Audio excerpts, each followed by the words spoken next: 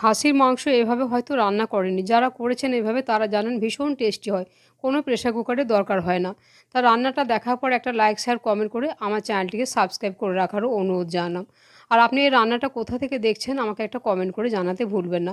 এই যে তেলটা দেখছেন, এই তেলের মধ্যে আমি কয়েক টুকরো আলু আর পেঁপে ভেজে নিয়েছিলাম। ওই তেলের মধ্যে আমি ধুয়ে রাখা খাসির মাংসটা দিয়ে দিলাম। মাংসটা বেশ কিছুক্ষণ একটু প্রথমে নাড়াচাড়া করে নিচ্ছি, মাঝারি আঁচে রান্নাটা করছি। এখন মাঝখানটা একটু ফাঁকা করে একটু ফোড়ন দেবো গোটা জিরে, দুটো লবঙ্গ, এক টুকরো দারচিনি, একটা ছোট্ট এলাচ। ফোড়নটা যখন তৈরি হয়ে গেছে একটা বড় সাইজের পেঁয়াজ দিয়ে দিলাম। মাংসর পরিমাণ বুঝে মশলাটা দিতে হবে।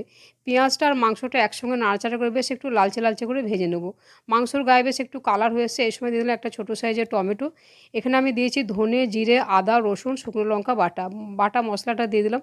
সামান্য একটু জল দিলাম, 4 চামচ, হাফ চামচ হলুদ গুঁড়ো, হাফ চামচ কাশ্মীরি লঙ্কা গুঁড়ো, পরিমাণ মতো নুন, দুটো কাঁচা পাকা লঙ্কা দিয়ে খুব ভালো করে কষাতে হবে। পরিমাণ মতো একটু একটু করে গরম জল দিয়ে 2-3 বার এইভাবে কষিয়ে নিতে হবে। খাসির মাংস যত ভালো করে কষানো হয় ততই কিন্তু রান্নাটা খেতে ভালো হয়।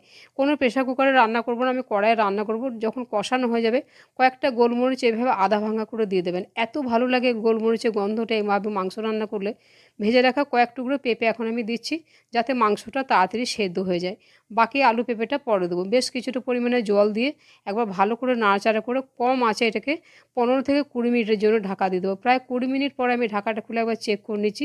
মাংসটা প্রায় 80% সেদ্ধ হয়ে গেছে। এই সময় দুটো ছোটো সাইজে গোটা পেঁয়াজ দিলাম।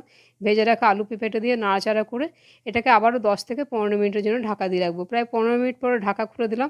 এখন আলু পেঁপেটা চেক করে নিচ্ছি। আলু পেঁপে বেশ ভালো সেদ্ধ হয়ে গেছে। এইভাবে একদিন মাংসটা রান্না করে খেয়ে দেখবেন, আশা করছি ভালো লাগবে। কেমন লাগলো আমাকে কমেন্ট করে জানাতে ভুলবেন না।